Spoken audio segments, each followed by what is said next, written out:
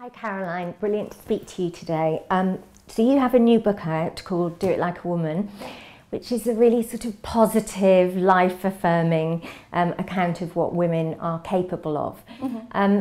But when I was looking into all your cuts and everything, it's a shame that there's been this, alongside this incredibly empowering message, has been all this sort of stuff on the internet that you've been involved in, campaigning, really positive campaigning, but also some darker stuff. But I wanted to start with how you feel the internet has helped you as a writer and as a woman, and how it's been a positive thing.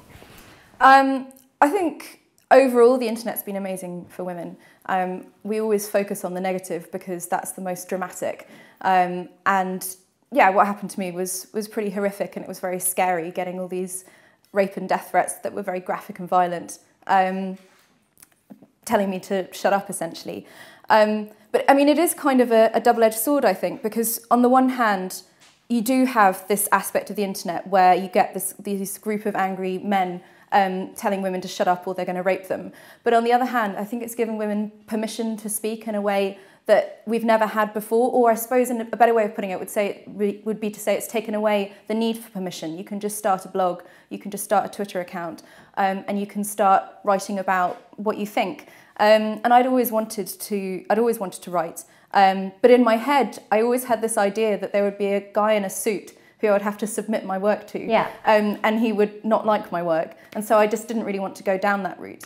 And I think that's the way it is for a lot of women, that we sort of feel nervous about this man who has to give us permission, this sort of monolithic man. And I think the internet's been amazing for feminism overall. It's really given women a really powerful voice. The campaign was just for female representation. So the campaign being that the Bank of England were phasing out the only female banknote, and it was just going to be men representing our currency. Yes. Yeah. So of the historical figures that are on banknotes, so the people who are there because they represent something great about British past, something that we're really proud of and that we want to celebrate, we're all going to be men. And so obviously that was essentially saying that only men had ever done anything worth celebrating.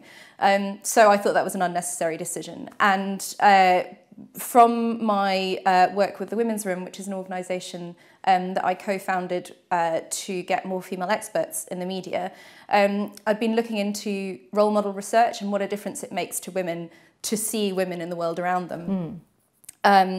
So because I sort of had this in my head already, this news report about yet another area where women were going to be scrubbed out of history, yet another woman that was going to be taken away as a role model, I just thought it was ridiculous and needed to be challenged. I mean, it's quite a benign request. Yes. I mean, you know, it's not an aggressive request. It's not even born from fury, is it? It's sort of saying, hey, hang on a minute, this is our national currency. Well, to be honest, I didn't even expect to have to fight very much for it. No, sure. I thought it was such an obvious point that they would say, actually, yeah, fair enough, okay, well, we'll do something about this.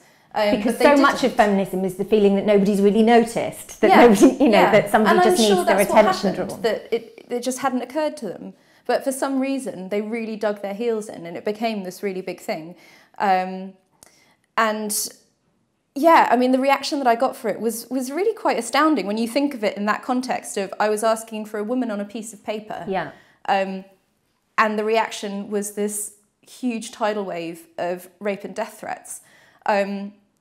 And I mean, it's almost amusing in a way, because, you know, women are always called irrational and over-emotional. And I mean, really, if anyone's irrational and over-emotional, it's someone who feels the need to send a rape threat to a woman who wanted a woman on a banknote, you know. Things like everyday sexism, is that an example for you of where Twitter can really take sexism and misogyny and give it a more positive platform? Yeah, absolutely. I mean, and I think, again, it's that women are being able to use this platform to talk about their lives, because the mainstream media doesn't give us that platform. You know, 78% of news stories are about men. So people weren't really talking about this before. And certainly I know that a lot of men have said to Laura, and have also said to me, that everyday sexism really opened their eyes to a whole experience that they just had no idea about, because no one was talking about it. And that's really what I think is so amazing about the internet for women, is that it enables us to say, fine, you're not going to talk about our lives, we'll talk about our lives, and we'll talk about them here.